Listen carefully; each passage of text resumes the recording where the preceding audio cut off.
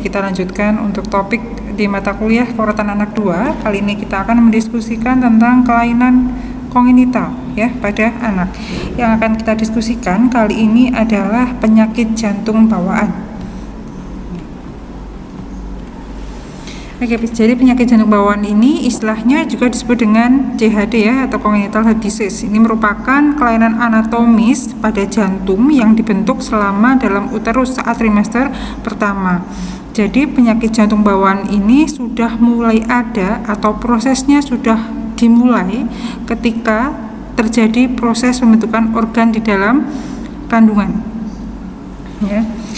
Dan penyakit jantung bawaan ini juga merupakan penyebab kematian pada bulan pertama kelahiran yang terbanyak angkanya setelah kasus prematuritas. Oke.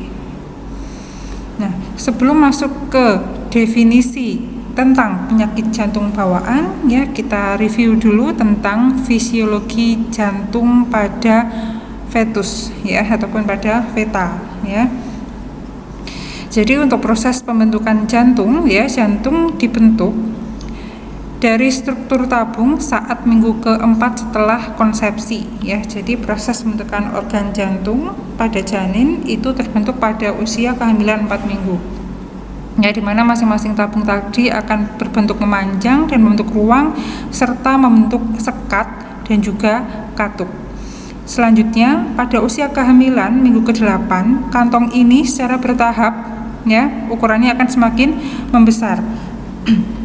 Seiring dengan pertambahan usia, ya, 4 septum atau 4 katup jantung itu akan terbentuk untuk mengatur aliran darah dari jantung menuju ke paru-paru dan juga tubuh. Di mana selama dalam kandungan bayi ini mendapatkan aliran oksigen dan karbon dioksida melalui plasenta. Jadi walaupun penyakit jantung bawaan ini prosesnya sudah mulai terjadi ketika bayi masih dalam kandungan atau masih berbentuk janin, kelainannya tidak bisa dideteksi karena kebutuhan darah, kebutuhan oksigen dan juga nutrisi pada janin itu masih sangat bergantung atau masih dipenuhi oleh nutrisi maternal atau nutrisi serta suplai darah dan juga oksigen yang berasal dari ibu yang dilewatkan melalui plasenta.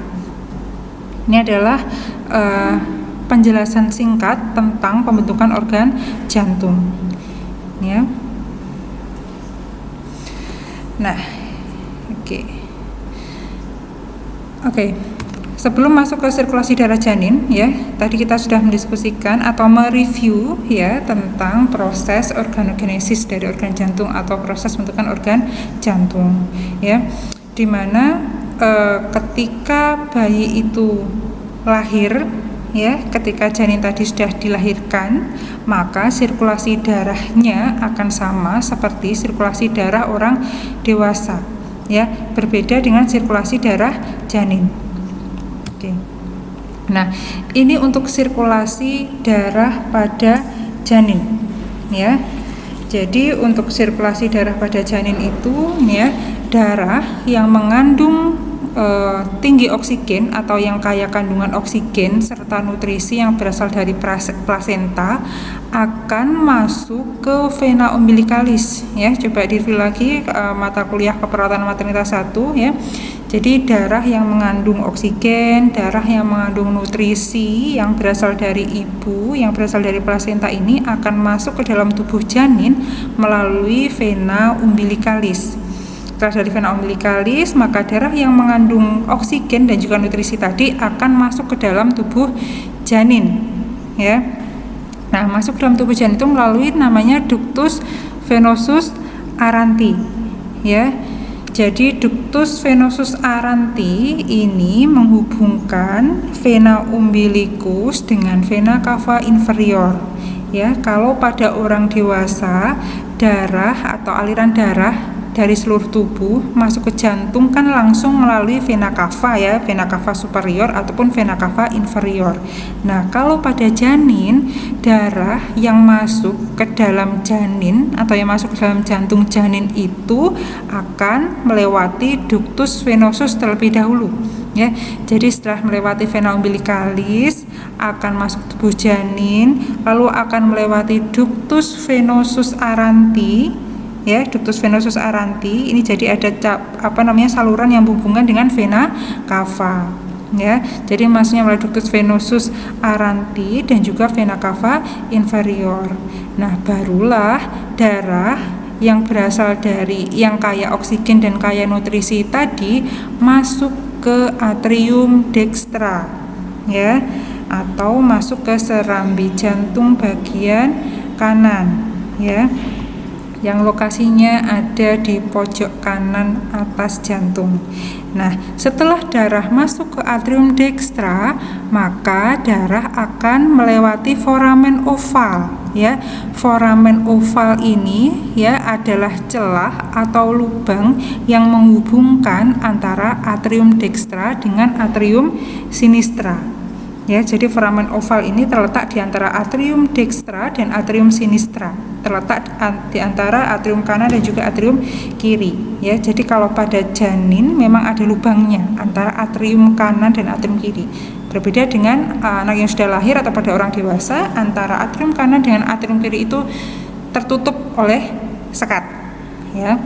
Nah, darah dari atrium dextra, silakan sambil dibayangkan ini, ya. Darah dari atrium dextra akan melewati foramen oval, akan melewati lubang, ya, sehingga darah dari atrium dextra akan masuk ke atrium sinistra. Darah dari serambi jantung bagian kanan akan masuk ke jantung serambi kiri, ya. Dan hanya sebagian kecil darah dari atrium dextra itu mengalir ke ventricle dextra. Agak berbeda dengan anak dan juga orang dewasa, ya. Kalau pada orang dewasa atau pada anak, darah yang berasal dari atrium dextra itu akan masuk ke ventricle dextra. Tapi kalau pada janin, setelah dari atrium dextra akan masuk ke atrium sinistra, ya. Dan ada yang mengalir ke ventricle dextra, ventricle kanan, tapi jumlahnya kecil, ya. Nah, selanjutnya, ya, darah yang berasal dari atrium sinistra atau atrium kiri akan masuk ke ventricle sinistra atau ventricle kiri. Setelah dari ventricle sinistra, ya, maka darah akan melewati aorta. Ya, ingat, ya, aorta merupakan saluran atau arteri yang terbesar yang ada pada tubuh, ya, yang fungsinya kalau pada orang dewasa untuk mengalirkan darah ke seluruh jaringan tubuh, ya. Nah, darah dari ventricle sinistra melewati aorta akhirnya diedarkan ke seluruh tubuh janin, dan selanjutnya darah dari sel-sel tubuh yang miskin oksigen serta darah yang mengandung sisa-sisa pembakaran, ya, ini adalah darah yang berasal dari janin, maka akan masuk ke dua arteri umbilikalis. Kemudian darah tadi akan melewati sirkulasi maternal, ya, atau darahnya tadi akan masuk ke peredaran darah ibu. Jadi proses difusi atau proses ini, ya, darah yang ibaratnya darah yang kotor tadi atau darah yang mengandung karbon dioksida atau darah yang mengandung sisa-sisa metabolisme dari tubuh janin itu tidak diproses sendiri oleh tubuh janin, tapi akan diberikan ke sirkulasi darahnya ibu. Jadi sirkulasi darah ibulah ini nanti yang akan menyaring kembali darah, ya, sehingga darah tadi mengandung tinggi oksigen dan juga nutrisi untuk akhirnya diberikan kembali ke janin, ya. Itu adalah sirkulasi darah janin. Nah, untuk sirkulasi darah janin tadi, darah dari atrium dextra akan melewati foramen oval, ya, untuk dialirkan ke atrium sinistra, ya. Dan hanya sedikit darah yang berasal dari atrium dextra yang mengalir ke ventricle dextra atau ventricle kanan, ya. Nah, darah yang jumlahnya sedikit tadi, ya, dari ventricle dextra akan melewati saluran yang namanya ductus arteriosus. ya. Jadi ductus arteriosus ini adalah saluran yang menghubungkan arteri pulmonalis dengan aorta, ya. Kalau pada orang dewasa, arteri pulmonalis ini merupakan arteri, ya, yang fungsinya adalah untuk mengeluarkan darah atau saluran atau arteri yang terletak di ventricle dextra, dan aorta ini adalah arteri yang terletak di ventricle sinistra atau yang ada di bilik kiri. Nah, pada janin antara arteri pulmonalis dengan aorta ini ada salurannya lagi, ada pembuluh darah yang menghubungkan yang disebut dengan ductus arteriosus, ya. Nah, darah dari ventricle dextra akan dialirkan ke ductus arteriosus dan sebagian kecil akan menuju ke paru-paru melalui arteri pulmonalis paru. Ya, setelah lewati arteri pulmonalis paru akan melewati vena pulmonalis, selanjutnya dari vena pulmonalis, ya, dari arteri pulmonalis masuk ke paru. Setelah dari paru akan melewati vena pulmonalis dan masuk ke atrium sinistra. Dialirkan ke ventricle sinistra, masuk ke aorta, ya. Aorta ini berarti darahnya keluar dari jantung janin, ya, yang dialirkan seluruh tubuh tadi yang mengandung karbon dioksida dan juga sisa-sisa metabolisme. Akhirnya dialirkan lagi ke dua arteri umbilikalis dan masuk ke sirkulasi ibu. Demikian seterusnya, sirkulasi janin ini berlangsung ketika janin berada di dalam uterus. Ini adalah sirkulasi darah pada janin. Ya, saya harap mahasiswa bisa menangkap, ya, perbedaan sirkulasi darah pada orang dewasa dan pada anak dibandingkan dengan sirkulasi darah pada janin. Ya, mungkin saya ulangi lagi, ya. Oke, kalau sirkulasi darah pada orang dewasa, ya, aliran darah dari seluruh tubuh akan melewati vena cava superior dan vena cava inferior, ya, kemudian masuk ke dalam atrium dextra atau atrium kanan jantung. Lalu darah dari atrium kanan jantung tadi akan melewati katup tricuspidalis atau katup yang memisahkan antara atrium kanan dengan ventricle kanan, ya. Jadi darah dari atrium kanan akan melewati katup tricuspidalis, ya, kemudian masuk ke ventricle kanan jantung, ya. Setelah itu darah dari ventricle kanan jantung, ya, akan dipompa, ya, melewati arteri pulmonalis, ya. Darah dari arteri pulmonalis, ya, di sana ada proses difusi gas, ada pertukaran gas antara oksigen dan karbon dioksida, ya, di mana karbon dioksida ini akan dilepas untuk dihembuskan keluar tubuh melalui ekshalasi atau proses menghembuskan nafas, ya, dan oksigen yang diperoleh dari inhalasi atau dari menarik nafas akan diikat oleh sel darah merah, ya, untuk disebarkan ke sel-sel tubuh.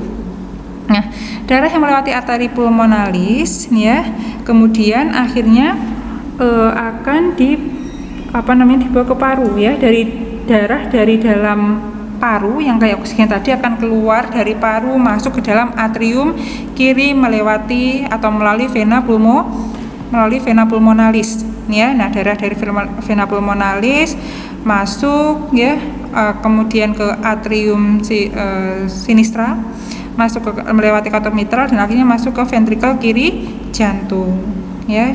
Kemudian keluar melalui aorta, dipompakan melalui aorta dan diedarkan ke seluruh jaringan tubuh. Ini adalah sirkulasi darah pada orang dewasa, ya. Vena cava superior inferior masuk ke atrium kanan, kemudian berpindah ke ventricle kanan, keluar melalui arteri pulmonalis, kemudian masuk ke paru. Dari paru darah itu dialirkan menuju ke atrium kiri melalui vena pulmonalis, kemudian darah dari atrium kiri akan dibawa ke ventricle kiri, ya, melalui katup mitral, ya. Selanjutnya darah dari ventricle kiri itu akan dikeluarkan melalui aorta dan diedarkan ke seluruh tubuh. Itu adalah sirkulasi darah pada orang dewasa. Berbeda dengan sirkulasi darah pada janin tadi ya ada saluran-saluran, ada yang namanya ductus venosus, ada foramen oval ya, kemudian ada juga ductus arteriosus yang merupakan saluran-saluran yang masih ada ketika bayi itu masih berada di dalam kandungan, yang mana ductus-ductus ini nanti ya, ductus arteriosus, ductus venosus, kemudian foramen oval itu harus tertutup ketika bayi itu lahir. Nah, kegagalan penutupan foramen oval, ductus venosus dan ductus arteriosus itulah yang menjadi penyebab ya salah satu terjadinya penyakit jantung bawaan. Ya. Nah, selanjutnya itu tadi adalah sirkulasi darah pada janin. Selanjutnya untuk perubahan sirkulasi pasca lahir nih ya. Segera setelah janin dilahirkan ya, bayi menangis ya. Nah, pada proses menangis itu bayi akan menghisap udara dan menangis kuat. Nah, ketika bayi itu menangis kuat, maka paru-paru akan berkembang ya. Nah, ketika paru-paru berkembang ya, maka tekanan dalam paru itu ya, tekanan yang ada di dalam paru itu akan mengecil ya. Dan selanjutnya ketika tekanan dalam paru itu mengecil, maka darah dapat masuk ke dalam paru-paru ya. Oke, dari sini coba kita berhenti dulu. Kalau pada janin ya, proses pembebasan karbon dioksida tadi akan kembali melalui sirkulasi maternal atau melewati plasenta, dan akhirnya darah yang kotor tadi dibawa ke plasenta untuk dibawa ke sirkulasi darah ibu. Nah, ketika bayi lahir menangis, kemudian itu menyebabkan tekanan dalam paru-paru mengecil, maka darah itu bisa masuk ke dalam paru-paru ya. Nah, pada bagian ini ductus arteriosus ini tidak akan berfungsi lagi ya. Kita ingat bahwa ductus arteriosus merupakan saluran yang menghubungkan antara arteri pulmonalis dengan aorta ya. Jadi begini, darah dari atrium kanan menuju ke ventrikel kanan ya. Kalau pada janin tadi darah dari ventrikel kanan kan hanya sedikit yang ke paru ya, sebagian besar larinya ke ductus arteriosus. Nah, ketika bayi itu lahir dan menangis, maka ductus arteriosus ini akan sedikit demi sedikit tertutup. Jadi tidak ada lagi darah dari bayi itu yang melewati ductus arteriosus. Darahnya kemana?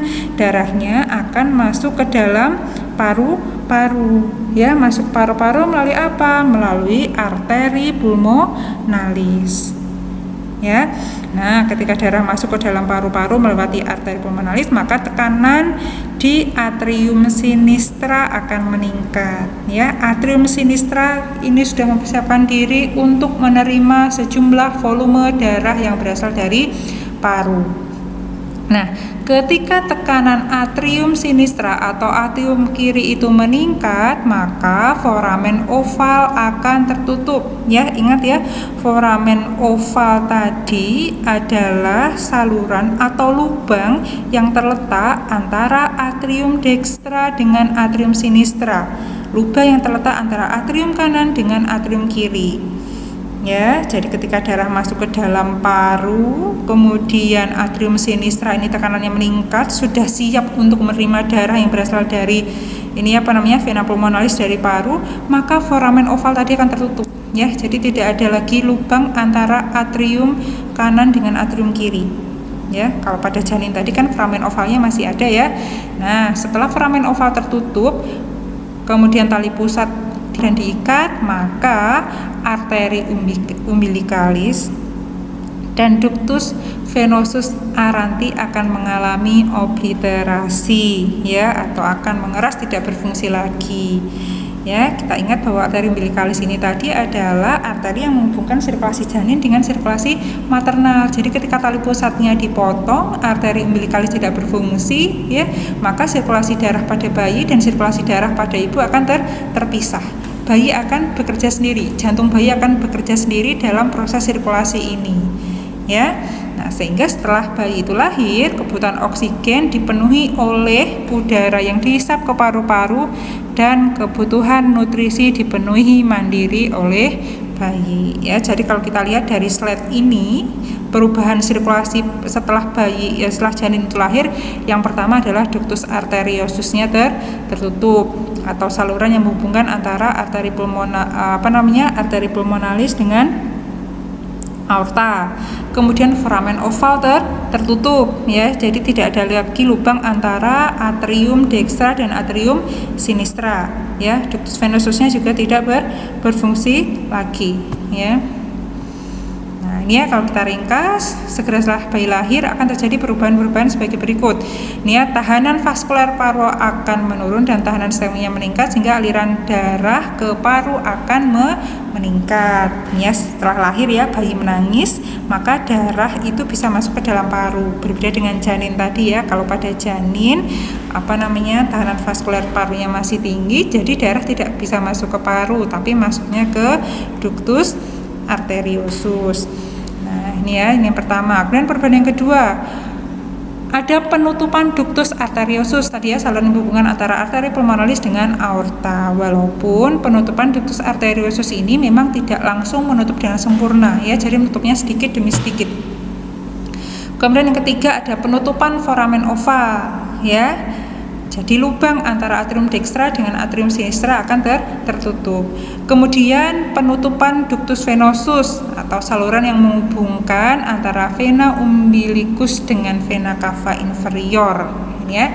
Jadi kan awalnya darah yang masuk ke jantung bayi atau darah yang masuk ke atrium dextra itu kan melewati vena umbilicus ya, lalu melewati vena cava inferior. Nah, ketika tali pusatnya dipotong, vena umbilicus tidak berfungsi, darah yang masuk ke atrium dextra masuk ke atrium kanan jantung bayi yang baru lahir tadi sudah akan melewati vena cava inferior. Ya, saya harap bisa diterima ya. Ini adalah beberapa perubahan terkait dengan sirkulasi darah pada bayi baru lahir. Oke, ini ya. Kalau bisa digambarkan, gambarnya seperti ini ya, sesuai dengan penjelasan saya tadi ya. Semoga masih ingat ya. Oke. Nanti kalau misalkan ada pertanyaan atau ada yang didiskusikan, boleh langsung kita diskusikan di forum diskusi di Spada ya. Nah, ini selanjutnya untuk etiologi atau penyebab penyakit jantung bawaan. Nah, ini ya, hanya 8% dari seluruh penyakit jantung kongenital diketahui berhubungan dengan mutasi genetik tunggal atau kelainan kromosom. Ini yang pertama, ada kelainan kromosom atau kelainan genetik. Selebihnya tidak diketahui ya, atau faktor resiko terjadinya penyakit jantung bawaan itu bisa dipengaruhi oleh berbagai macam faktor, misalkan diabetes, ibunya mengkonsumsi alkohol, terinfeksi virus dan lain sebagainya ya. Nah, ini selanjutnya masuk ke dalam klasifikasi ya. Masuk ke dalam klasifikasi penyakit jantung bawaan ya.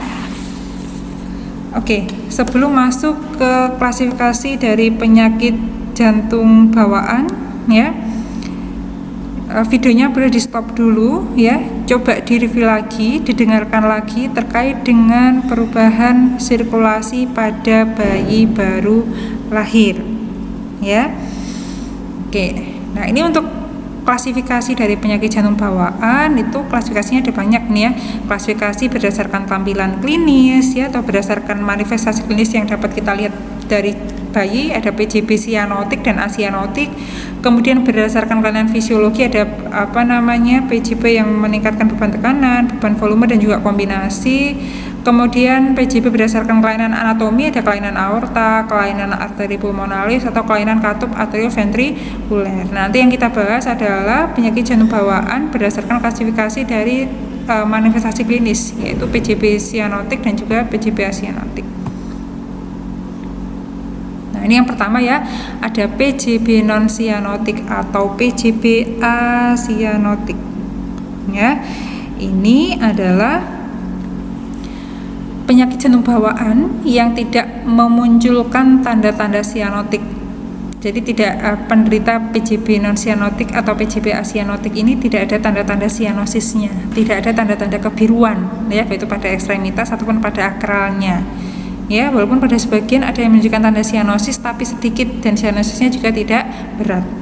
Nah, jenis dari PJB non sianotik atau PJB asianotik ini ya masih diklasifikasikan lagi menjadi dua. Ada yang PJB asianotik dengan lubang ya, sehingga terjadi pirau atau aliran balik darah dari jantung bagian kiri menuju ke jantung bagian kanan, baik itu pada tingkat atrium ataupun pada ventrikel.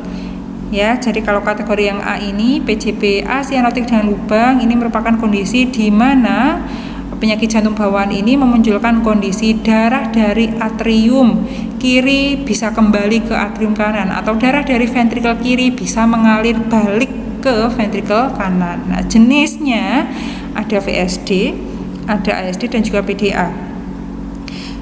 VSD ini adalah ventricular septal defect, atrial septal defect dan juga patent ductus arteriosus ya. Saya rasa dari namanya sudah bisa dilihat ya kelainannya dari mana. Kemudian PJB non sianotik dengan lesi obstruktif ya, jadi tanpa pirau, tanpa aliran balik darah dari jantung kiri menuju ke jantung kanan.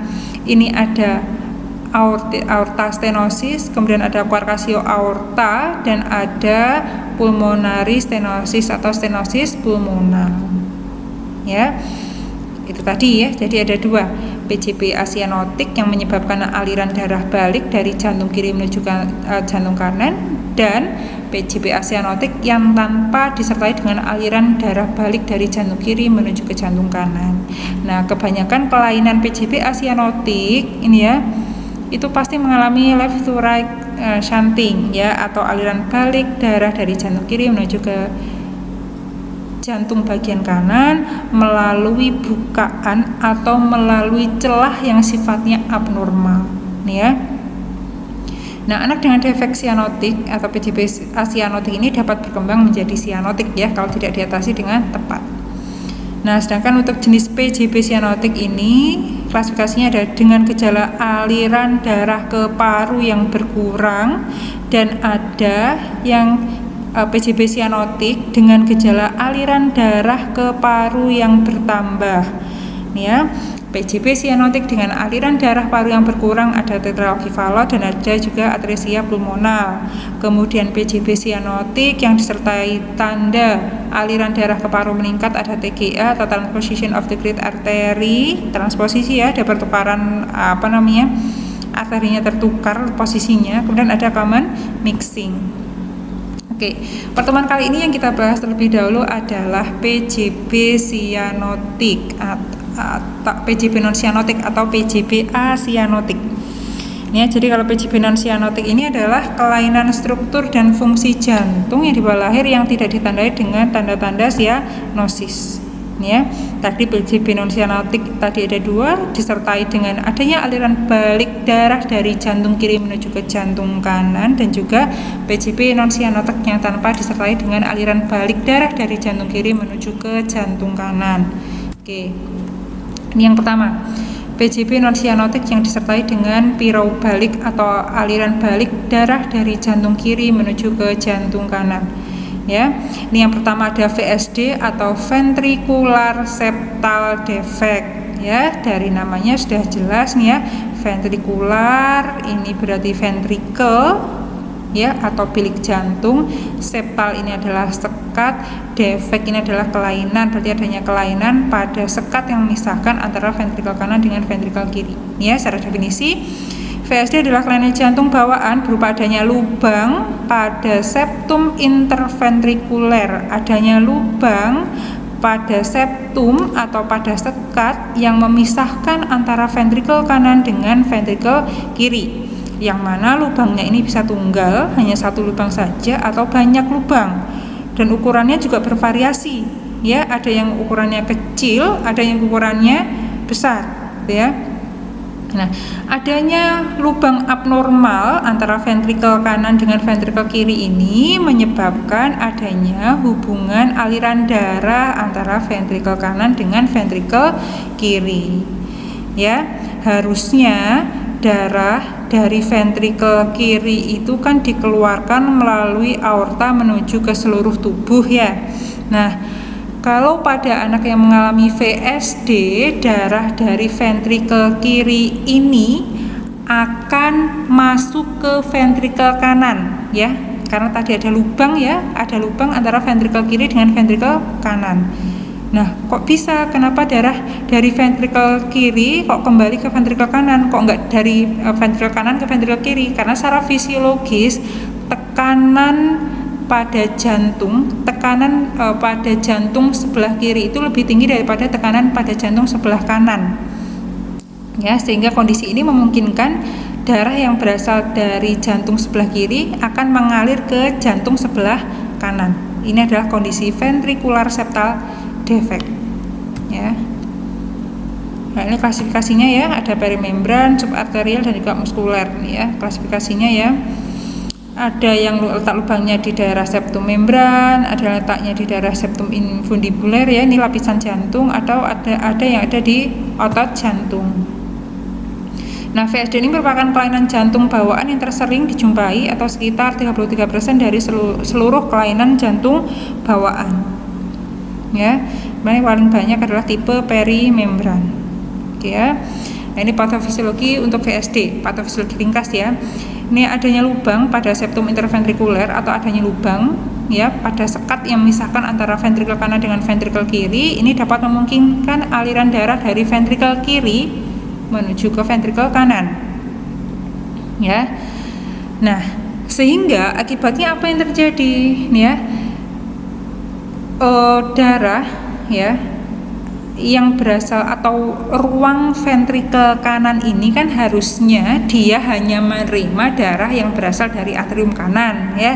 Tapi karena adanya lubang antara ventrikel kanan dengan ventrikel kiri itu, ventrikel kanan, jantung ventrikel kanan ini akan menerima darah dari atrium kanan dan juga menerima darah dari jantung ventrikel kiri. Sehingga yang terjadi adalah darah yang berasal dari ventrikel kanan yang harusnya dikeluarkan melalui arteri pulmonalis dan kemudian masuk ke dalam paru ini jumlahnya atau volumenya akan meningkat.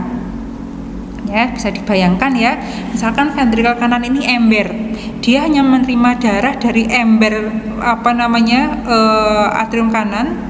Harusnya ya hanya menerima satu ember ya, tapi karena adanya VSD, ada lubang antara pada sekat antara ventrikel kanan dengan ventrikel kiri, ventrikel kanan ini akhirnya menerima darah juga dari ember ventrikel kiri, sehingga total darahnya ada 2 ember. Itu analoginya ya, sehingga volume darah pada ventrikel kanan akan meningkat, sehingga terjadi adalah aliran darah menuju paru juga akan bertambah sehingga menimbulkan kenaikan tahanan vaskuler pada pulmonal ya. Jadi volume darah yang masuk melalui arteri pulmonalis menuju paru juga akan meningkat. Nah, selanjutnya akan meningkatkan tahanan pada pembuluh darah yang ada di paru. Nah, jika tahanan pulmoner ini besar, maka tekanan ventrikel kanan juga akan meningkat ya. Akibatnya apa? Kalau kondisi ini terjadi terus-menerus ya, maka akan ada pirau terbalik.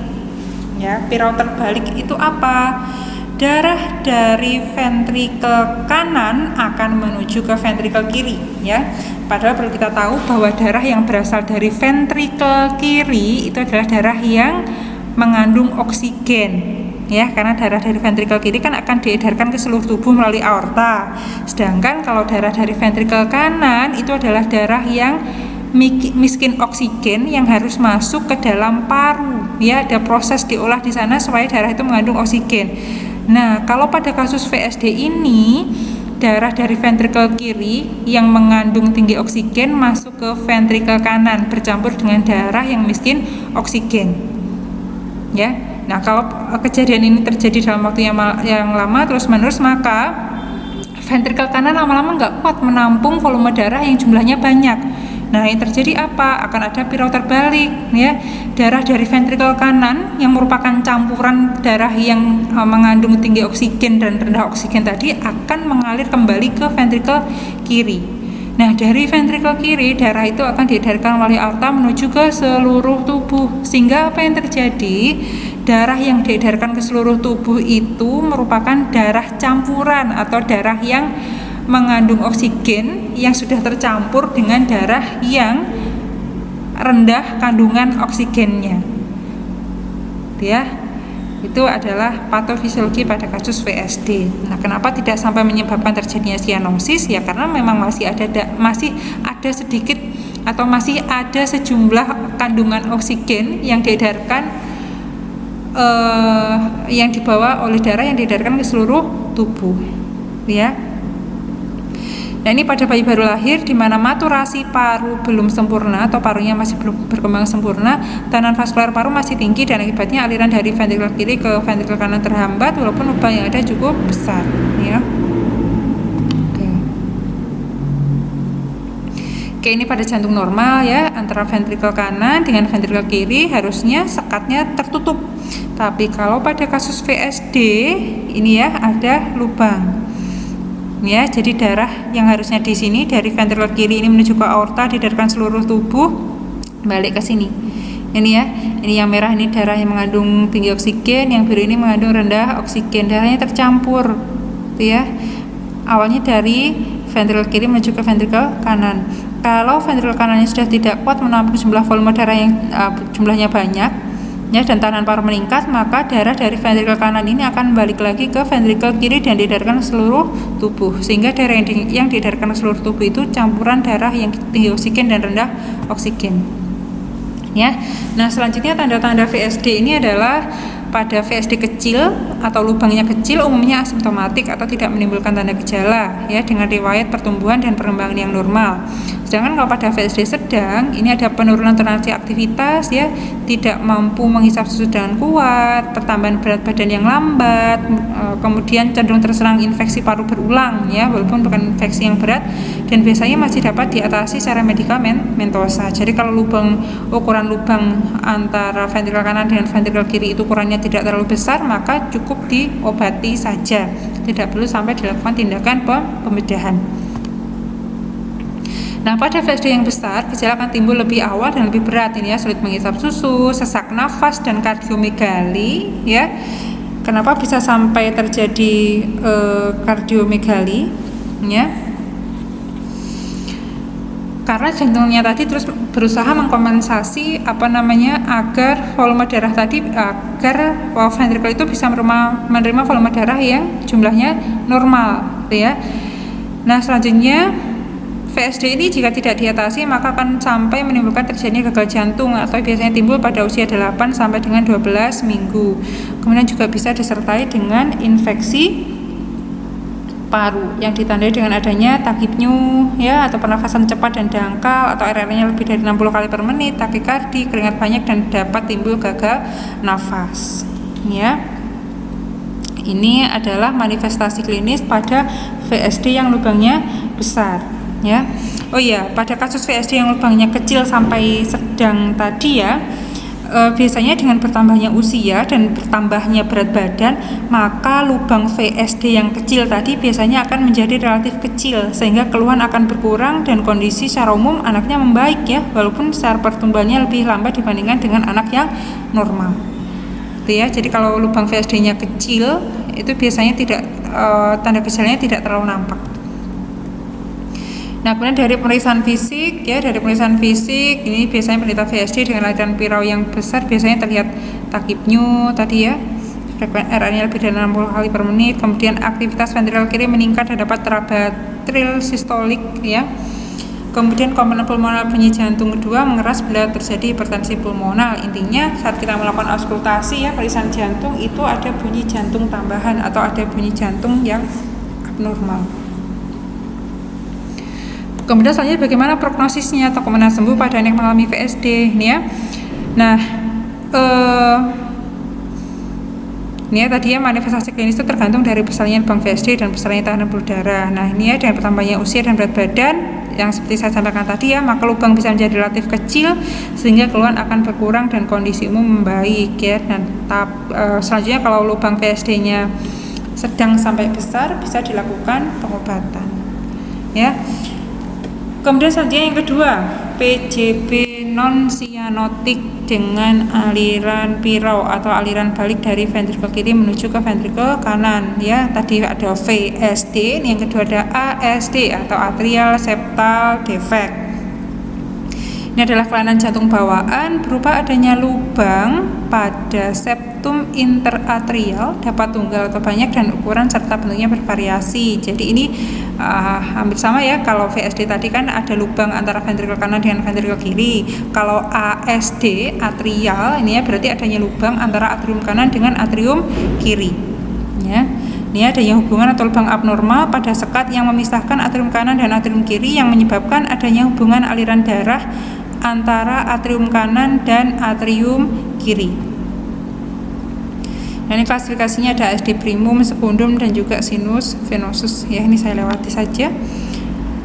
Nah, ini patofisiologinya hampir sama seperti VSD tadi ya, cuman berbeda ruangnya ya. Kalau VSD tadi pada ruang ventrikel, kalau ASD ada pada ruang atrium. Ini ya. Kalau ada lubang ya, misalkan kalau ada lubang antara atrium kanan dengan atrium kiri, maka akan terjadi pirau atau aliran balik darah dari atrium kiri menuju ke atrium kanan ya, karena secara fisiologis seperti yang saya sampaikan tadi, secara fisiologis tekanan darah pada jantung kiri itu lebih tinggi daripada tekanan pada jantung kanan ya. Sehingga kalau ada lubang, maka darah dari atrium kiri akan bisa mengalir ke atrium kanan. Yang terjadi apa akibatnya? Jantung pada atrium kanan itu akan menerima volume darah yang besar ya, karena atrium kanan itu harusnya kan menerima darah dari vena cava superior dan vena cava inferior saja. Tapi ketika ada ASD, maka atrium kanan ini akan menerima darah dari vena cava superior inferior dan juga menerima darah dari atrium kiri ya, sehingga jumlah darah yang dialirkan ke ventrikel kanan itu jumlahnya juga akan meningkat ya, sehingga akan menimbulkan tahanan kardiopulmoner meningkat. Kalau terjadi kenaikan tekanan pada ventrikel kanan ini sifatnya permanen. Dan kejadian ini memang biasanya berjalan lambat ya. Tanda gejalanya biasanya keluhannya lebih ringan dibandingkan VSD dan pada awalnya asimptomatik, muncul palpitasi ya, berdebar-debar, anoreksia, berat badan sulit bertambah, demam yang tidak dapat dijelaskan etiologinya. Kemudian dyspnea effort atau sesak nafas ketika melakukan aktivitas ya. Kemudian respon terhadap nyeri juga meningkat, atau misalkan ketika melakukan aktivitas fisik dadanya atau jantungnya itu terasa nyeri. Nah, permasalahan yang biasanya muncul pada kasus ASD adalah defek septum atrium ini atau ASD ini sering tidak ditemukan pada pemeriksaan rutin karena keluhan baru timbul pada tahun kedua atau tahun ketiga setelah kelahiran. Ya, jadi pada kasus ASD, terutama kasus yang ASD-nya kecil, itu tanda gejalanya hampir tidak ada. Ya, baru muncul ketika anak itu sudah semakin besar. Ya, dan bising atau bunyi jantung tambahan juga tidak terdengar keras. Ini ya. Ini pada jantung normal harusnya pada atrium, antara atrium kanan dengan atrium kiri itu sekatnya tertutup seperti ini. Nah, kalau pada yang mengalami ASD, antara atrium kanan dengan atrium kiri itu ada lubangnya seperti ini, ya, sehingga darah dari ventrikel atrium kiri akan mengalir ke atrium sebelah kanan, ya, sehingga darah jantung dari atrium kanan ini akan menerima darah dari sini ya, dari vena cava superior inferior masuk ke atrium kanan, ditambah lagi dengan darah dari atrium kiri menuju ke atrium kanan, volumenya akan meningkat. Begitu juga dengan volume darah yang ada pada ventrikel kanan ya, sehingga nanti akan meningkatkan tahanan pulmonal pada paru. Nah, ini untuk pemeriksaan fisik seringkali disertai bentuk tubuh yang tinggi dan kurus dengan jari tangan dan kaki yang panjang ya. Aktivitas ventrikel kanan meningkat, tidak ada bunyi jantung ketiga ya. Jadi kalau ini ya bedanya antara VSD dan juga ASD. Kalau pada VSD itu ketika dilakukan auskultasi bunyi jantung, pada VSD itu ada bunyi jantung tambahan ya. Bunyi jantung kan harusnya normalnya ada BJ1 dan BJ2 ya. Ada lub-dub gitu ya, tapi kalau pada VSD itu ada bunyi jantung tambahan ketiga. Nah, tapi kalau pada ASD itu tidak ada bunyi jantung tambahan ya lub-dub, tapi bunyi jantung pertamanya meningkat, lub keras dub, lub keras dub. ya, itu adalah hasil dari pemeriksaan atau dari auskultasi pada anak yang mengalami ASD. Ini ya. Oke, ini untuk PJB non sianotik ya. Oke. Untuk materi selanjutnya, mungkin saya akhiri sampai di sini dulu ya. Kita lanjutkan pertemuan selanjutnya. Silakan dipahami dulu untuk PJB non sianotik pada tingkatan VSD dan juga ASD.